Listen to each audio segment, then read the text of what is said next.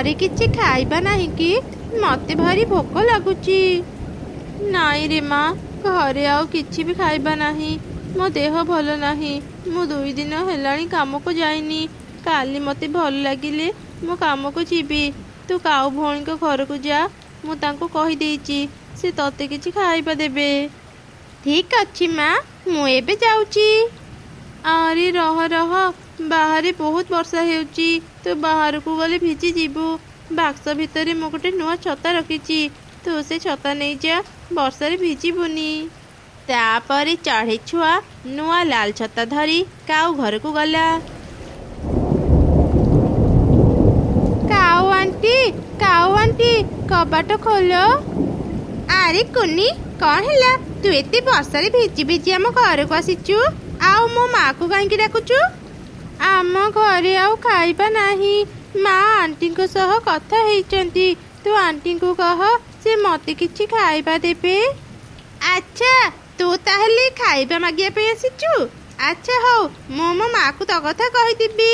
କୁନି, ତୋ ଛତା ବହୁତ ସୁନ୍ଦର ହେଇଛି, ମତେ ଟିକେ ଦେବୁ, ମୁଁ ମୋ ମାକୁ ଦେଖେଇବି। ଆଚ୍ଛା ଠିକ୍ ଅଛି, ଏଇ ନେ।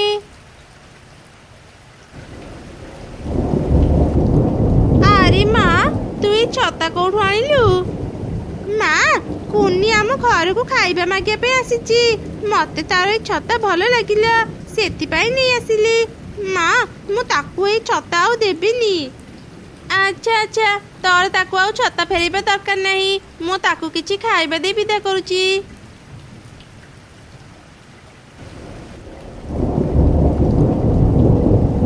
ଆରେ କୁନି, ଏଇ ନେ 2ଟି ଆମ୍ବ, ତୋ ମା ସାଙ୍ଗରେ ଖାଇନେବୁ। ଆମ ଘରେ ଆଉ ଖାଇବା ନାହିଁ, ତୁ ଏବେ ଘରକୁ ଯା। ଠିକ୍ ଅଛି ଆଣ୍ଟି, ମତେ ମୋ ଛତା ଦିଅ, ମୁଁ ଘରକୁ ଯିବି। ଓହୋ, ଖାଇବା ତ ପାଇଲୁ, ଏମିତି ଛତା ଛତା କାହିଁକି ହେଉଛୁ? ତୋ ଛତା ମୋ ଝିଅକୁ ଭଲ ଲାଗିଲା, ଆଜି ଗୋଟେ ଦିନ ସେ ତୋ ଛତା ରଖିବ, ସକାଳେ ଆସି ତୁ ତ ଛତା ନେଇଯିବୁ। ଏବେ ତୁ ଘରକୁ ଯା। ଏମିତି ଶୁଣି ଚଢ଼େଇ ଛୁଆ ଘରକୁ ଫେରିଲା। ରାସ୍ତାରେ ସେ ଗୋଟେ ପରୀକୁ ଆହତ ଅବସ୍ଥାରେ ପଡ଼ିଥିବାର ଦେଖିଲା। ଚଢ଼େଇ ଛୁଆ ଶୀଘ୍ର ତା ପାଖକୁ ଗଲା।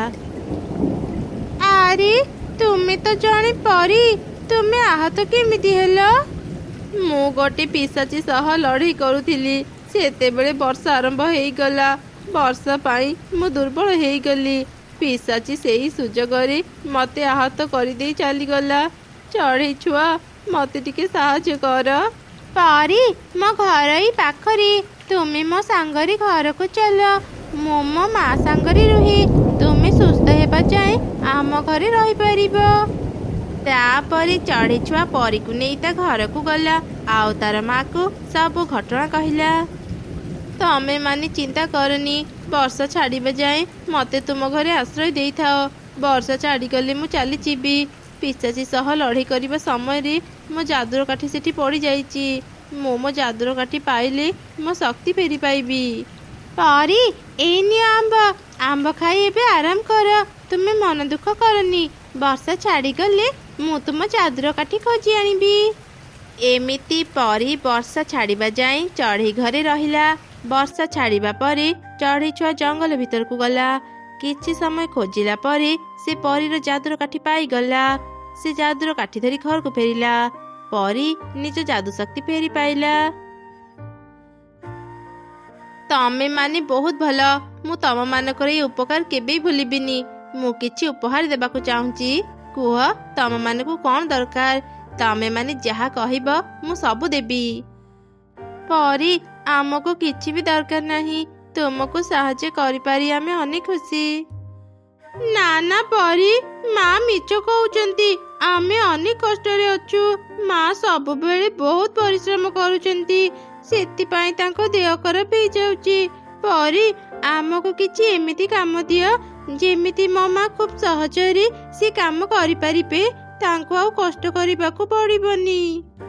ଆଚ୍ଛା ତେବେ, ଏଇ ନିଅ ଗୋଟେ ଆମ୍ବ ଘର। ଏଇ ଘର ଭିତରେ ଅନେକ ଯାଦୁର ଆମ୍ବ ଅଛି। ସେଥିରୁ ଗୋଟେ ଆମ୍ବ ଆଣି ମାଟି ଉପରେ ରଖିଲେ ସେ ଗୋଟେ ଘର ପାଲଟି ଯିବ। ସେଇ ଆମ୍ବ ଘର ବିକ୍ରି କରି ତମେ ମାନେ ଆରାମରେ ଚଳିପାରିବ। ପରୀ, ତୁମକୁ କ'ଣ କହି ଧନ୍ୟବାଦ ଦେବି ଜାଣିପାରୁନି। ସତରେ ଆଜି ତୁମେ ମୋର ବହୁତ ବଡ଼ ଉପକାର କଲ। ମୁଁ ଏବେ ଯାଏ। ଯେମିତି ବି ହଉ ମୁଁ ଆଜି ପିଶାଚିକୁ ଧରିବି। ତମେ ମାନେ ଭଲରେ ରୁହ। ଏମିତି କହି ପରି ସେଠାରୁ ଚାଲିଗଲା। ମା ଚଢ଼େଇ ଘର ଭିତରୁ ଗୋଟେ ଆମ୍ବ ଆଣି ମାଟିରେ ରଖିଲା। ସେ ଆମ୍ବ ଗୋଟେ ସୁନ୍ଦର ଘରରେ ବଦଳିଗଲା।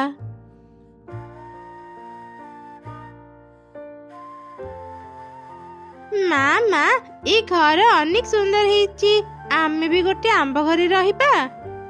ହଁ, ଆଜିଠୁ ଆମେ ଏଇ ଘରେ ରହିବା। ତୁ ଏବେ ଘର ଭିତରକୁ ଯା, ମୁଁ କିଛି ଆମ୍ବ ଘର ନେଇ ବଜାରକୁ ଯାଏ। ତାପରେ ମା ଚଢ଼େଇ କିଛି ଆମ୍ବ ଘର ନେଇ ବଜାରକୁ ଗଲା। ଆଉ ବହୁତ କମ ଦାମରେ ସେ ଆମ୍ବ ଘର ବିକ୍ରି କଲା, ଯୋଉଥିପାଇଁ ଅନେକ ଚଢ଼େଇ ତା ପାଖରୁ ଘର କିଣିଲେ। ମୋ ଘରଟି କେତେ ଭାଙ୍ଗି ଯାଇଛି। ଘର ମରାମତି ପାଇଁ ମୁଁ କାହାକୁ ବି ପାଉନି। ଏବେ କଣ ଯେ କରିବି? ଏଗୁଡ଼ା ତ ଆମ୍ବ ଘର। ଚଢ଼େଇ କଣ ଆମ୍ବ ଘର ବିକ୍ରି କରୁଛି? ଆରେ ଚଢ଼େଇ, ତୁ କଣ ଆମ୍ବ ଘର ବିକ୍ରି କରୁଛୁ? ଏଇ ଘର ଗୁଡ଼ିକ କେତେ ଟଙ୍କା? ହଁ ମିଟୁ ଭାଇ, ମୁଁ ଏ ଆମ୍ବ ଘର ବିକ୍ରି କରୁଛି। ବେଶୀ ଟଙ୍କା ନୁହଁ, ଗୋଟେ ଘରର ଦାମ 1000 ଟଙ୍କା। ଆରେ ବା ଚଢ଼େଇ, ଏତେ କମ ଟଙ୍କା? ମୋ ଘରଟି ବହୁତ ଭାଙ୍ଗି ଯାଇଛି। ମତେ ବି ଗୋଟେ ଆମ୍ବ ଘର ଦେ। ଏମିତି ମିଟୁ 2ଟି ଆମ୍ବ ଘର ନେଇ ଚାଲିଗଲା। ଧୀରେ ଧୀରେ ଚଢ଼େଇର ସବୁ ଆମ୍ବ ଘର ବିକ୍ରି ହେଇଗଲା। ଚଢ଼େଇ ବହୁତ ଭଲ ଟଙ୍କା ରୋଜଗାର କରୁଥିଲା। ଗୋଟେ ଦିନ ସକାଳେ, ଏକ୍ସକ୍ୟୁଜ ମି, ମତେ କହିପାରିବେ ଏ ଜଙ୍ଗଲରେ କିଏ ଆମ୍ବ ଘର ବିକ୍ରି କରୁଛି? ମୁଁ ସହରରୁ ଆସିଛି, ମୁଁ 2ଟି ଆମ୍ବ ଘର କିଣିବି। ଆରେ ବା, ୟାକୁ ଦେଖି ଲାଗୁଛି ୟା ପାଖରେ ଅନେକ ଟଙ୍କା ଅଛି। ଚଢ଼େଇ ଗୋଟେ ଘରକୁ 1000 ଟଙ୍କାରେ ବିକ୍ରି କରୁଛି। ମୁଁ ଯଦି 1000 ଟଙ୍କାରେ ଗୋଟେ ଘର କିଣି ୟା ପାଖରେ 5000 ଟଙ୍କାରେ ବିକ୍ରି କରିପାରିବି, ମୁଁ ତ ବହୁତ ଭଲ ଟଙ୍କା ଲାଭ କରିପାରିବି। କଣ ହେଲା, ଆପଣ କଣ ଏତେ ଭାବୁଛନ୍ତି? ନା ନା ମ୍ୟାଡାମ, ମୁଁ ସେମିତି କିଛି ଭାବୁନି। ମୁଁ ଆମ୍ବ ଘର ବିକ୍ରି କରି ଆସନ୍ତୁ ଆସନ୍ତୁ, ମୋ ଘରକୁ ଆସନ୍ତୁ।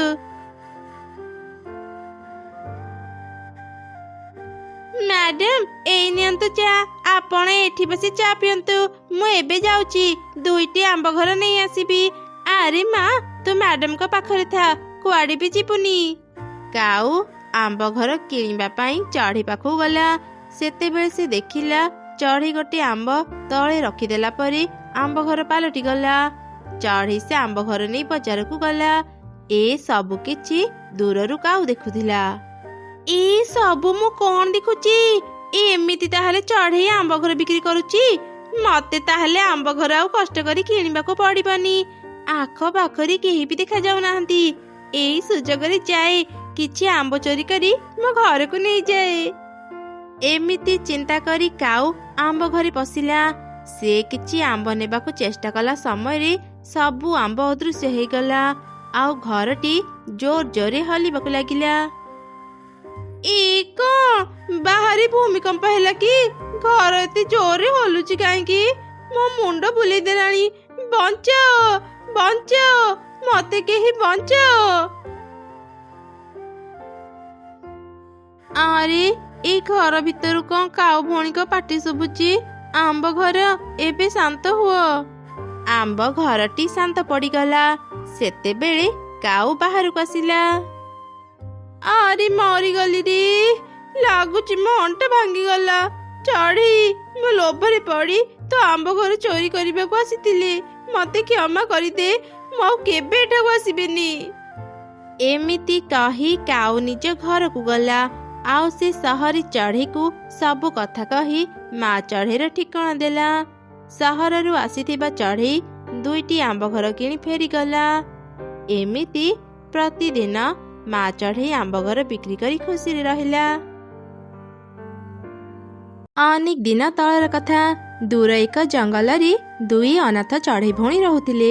ସେମାନେ ବେଶୀ କିଛି କାମ ଜାଣିନଥିଲେ, ଯାହାଫଳରେ ବହୁତ କଷ୍ଟ କରି ସେମାନେ ନିଜ ପାଇଁ ଖାଇବା ଯୋଗାଡ଼ କରୁଥିଲେ। ଦିନେ ଜଙ୍ଗଲରେ ଭୀଷଣ ବର୍ଷା ହେଲା। ତା ଦେଖି, ମୁନି ଦେଖେ, ବର୍ଷା ସହ କେତେ ଜୋରରେ ପବନ ବହୁଛି। ଆମ ଜଙ୍ଗଲ ବାହାରେ ଯୋଉ ଆମ୍ବ ବଗିଚା ଅଛି, ଏ ପବନରେ କେତେ ପାଚିଲା ଆମ୍ବ ଗଛରୁ ଝଡ଼ି ପଡ଼ିଥିବ ନା? ହଁ, ତୁ ଠିକ କହିଲୁ। ଚାଲନା ଦିଦି, ଆମେ ଏବେ ହିଁ ସେ ଆମ୍ବ ବଗିଚାକୁ ଯିବା, ଆଉ କିଛି ପାଚିଲା ଆମ୍ବ ନେଇ ଆସିବା। ସକାଳ ହେଲେ ସମସ୍ତେ ସେଠି ଜମା ହେଇଯିବେ। आमे गोटे भी आंब पाइबानी। अच्छा ठीक अच्छी चल एबे जीवा। एमिति कथा हे से दुई भौणी सेई झड़ वर्षा राति रे आंब बगीचा को गले। से आंब बगीचाटी तांको घर ठारू अनेक दूर रे थिला। दुई भौणी जेतेबेले से आंब बगीचा पाखरे पहुँचिले से माने देखिले तले अनेक गुड़िए पाचिला आंब पड़ी। मुन्नी खुशी ही कहला आंब खाइबी मु आंब खाइबी कोउटा छाड़ी कोउटा खाइबी तले पड़ी थिबा आंब खाइबी ना गछ ऊपर थिबा आंब को खाइबी कोउटा जे आग खाइबी। मुन्नी जो आंब गछ तले छिड़ा हेई एसबू कहूथिला सेतेबेले से आंब गछ ऊपर एक छोटिया आंब भूत बसी ता कथा शुणुथिला। अरे बाप रे एठाकू कोउ राक्षसी चली आसीची से कौन तल ऊपर थिबा सब आंब खाइबो कहूची। निश्चय राक्षसी मोठू भी शक्तिशाली भाभी आज राति एठी रही सकाळे चली जीवी हेले मु एठू जीवा पूर्वरु कुआडू के जानी राक्षसी एठाकू चली आसिला। एबे मु जाए सेमानक पाखरु निजको आगे रक्षा करी। एमिति कही आंब भूत से दुई भौणी सामने आसी छिड़ा हो गला। एमिति एक भयंकर आंब को देखी दुई भौणी खूब डरी गले। कुन्नी मुन्नी को जाबुड़ी धरी जोर जोर चित्कार कला। बाप रे ये केमितिका भूत आमको कहीं बचाओ भूत ए भूत पाखरु आमको कहीं रक्षा करो। ना ना मालिकाणी मु काहे तुमको खाइबी मते देखी तुम्हें डरुच कौन पाई मु तो बहुत छोट मु तुमको केमिति खाई परिबी। एबे तो तुम्हें कहूथिलो आंब खाइबो कोउटा छाड़ी कोउटा खाइबो मु तुमको बहुत किछि देबी दया करी मते खाओनी मते छाड़ी दियो। आंब भूतर एमिति कथा शुणी कुन्नी आ मुन्नी आश्चर्य हो गले आउ निज भितरी कथा हेले। ए दीदी ए आंब भूतरटा कौन एमिति कहूची ये आमको कौन देव ये आंब भूतर बोधे मुंड खराब हो जाइए ये आमर किछि क्षति करबा पूर्वरु चल आम एठो पळेबा। आरे बोकी ए आंब भूत आमको डरी आमको साहाय्य करिबो कहूची एमिति रे तो आमे ठीक रे खाइबा पांतिनी एइटा आम पई बढ़िया सुजोग चल आमे ए आंब भूत को अनेक सारा खाइबा मागिबा। ठीक अच्छे आंब भूत तू जदि आमको किछि देबाको चाहुचु तेबे एमिति किछि दे जेमिति आमर आउ खाइबार चिंता रहिबनी सबुदिन आमे पेट पूरा खाइबा खाइ परिबु। तांका कथा शुणी आंब भूत जादू करी दुईटी हांडी बाहर कला आउ से दुई हांडी दुई भौणी को देला। ए दुई हांडी जादूर हांडी तुमे जेते थर ए हांडी को खाइबा मागिबो से तमको देबो। तापरे दुई भौणी दुई हांडी नहीं सेठारु चली गले। से माने अनेक समय धरी वर्षारे भिजुथिले किछि दूर जाइचंती कि नाही से माने बहुत थकी गले। मुन्नी ए मुन्नी मते भारी थका लागुची रे भौणी मु बोधे आगको आउ जाई परिबिनी। मोर भी तो सेई एका अवस्था दीदी ए वर्षारे भिजिबा जोगु भारी ठंडा लागुची चल ना दीदी वर्षा छाड़िबा जाए कोठी रही जिबा तापरे घर को जिबा। एई आगरी काउर घर अछि चल ता पाखको जिबा वर्षा छाड़िबा जाए ता घरे रहिबा। एमिति कथा हे से माने काउर घर को गले आउ तार कबाट बाड़ेले काउ विरक्त ही कबाट खोलिया। ता आम दी भौणीकर किछि काम नाही कि ए झड़ वर्षा राति रे मो घर को काहे आसीच। अरे काउ ए वर्षा रे भिजी भिजी भारी ठंडा लागिलानी आउ घर को फेरिबा को साहस हेउनी वर्षा छाड़िबा जाए आमको ता घरे आश्रय देइथा। ना ना मो तम मानकु मो घरे रखी परिबिनी जदि भी रखिबी मो घरे किछि खाइबा नाही मु तम मानकु कोन खाइबा देबी। खाइबा कथा तो चिंता करनी आम पाखरे दुईटी जादूर हांडी अछि आमे हांडी को जहाँ भी खाइबा मागिबो से आमको देब तो खाली आमको रहिबाकु दे।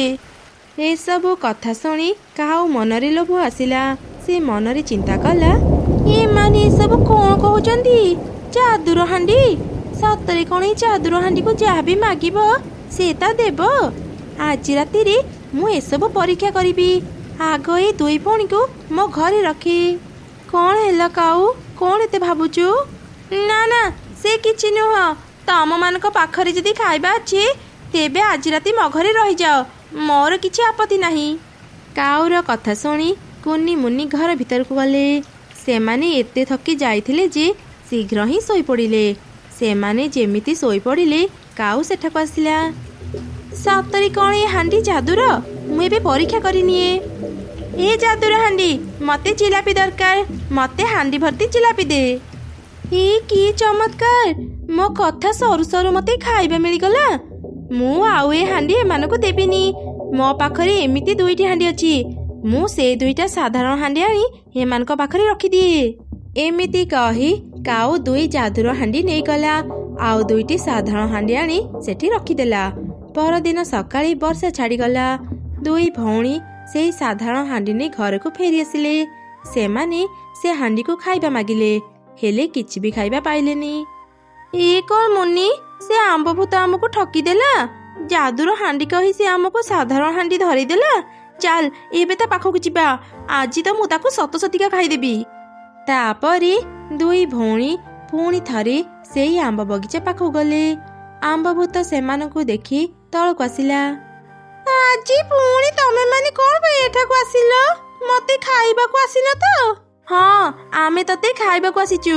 एबे ही आमे तते खाइदेबु। तू आमको ठकीचु। तू जो हांडी आमको देइथिलु काई सेथिरु तो किछि भी खाइबा बाहरुनी। ना ना ना एमिति हेई पारिबनी। मु सत सतिका जादुर हांडी तमको देइथिली। अच्छा कहिलो ए कथा तमे आउ काहाकू कहिथिलो की? हाँ काउकू कहिथिलु। गत राति आमे थकी जिबारु ता घरे आश्रय नेथिलु आउ ताकू ही ए कथा कहिथिलु। मु एबे सब बुझी गली। सेई दुष्ट काउ तम मानक जादुर हांडी नहीं जाईची आउ ता बदल रे से तम मानक साधारण हांडी देई देईची। हेले चिंता करनी मु आजी तम मानक दुईटी जादुर लाठी देबी। एई लाठी द्वारा तमे माने निज जादुर हांडी फेरी पाइबो। ए दुई लाठी तमरो सब कथा मानिबे। तापरे कुनी मुनी से जादुर लाठी धरी काउ पाखु गले। ए काउ भलरे आमको आम जादुर हांडी फेरी दे। आमे जानिचु तू ही आम जादुर हांडी नेइचु ना। ए सब कोन ओलटा पालटा कथा कहूज? मु काई तुम जादुर हांडी नेबी? आज सकाळे तो तमे माने निज हांडी नै घर को गला। बुझी गलु तू एमिति आमको आम हांडी देबुनी। रह एबे तो कथा बुझुचु। ए जादुर लाठी ए काउ सत कथा न कहिला जाए ताकू पिट। तापरे दुई लाठी काउ को अनेक पिटिले। काउ जंत्रणा रे चित्कार कला। आ मते आ मारनी। ओ की कष्ट। मु एबे तम मान को तम हांडी फेरी देबी। दया करी माडो को बंद करो। तापरे दुई लाठी काउ को आउ पिटिलेनी। काउ दौड़ी जाई घर भितरु जादुर हांडी आनी दुई भौणी को देई देला। कुनी मुन्नी जादुर हांडी पाई खूब खुशी ही गले आउ निज घर को फेरी आसिले। एमिति सेमाने प्रतिदिन पेट पूरा खाइबा खाई खुशी रहिले।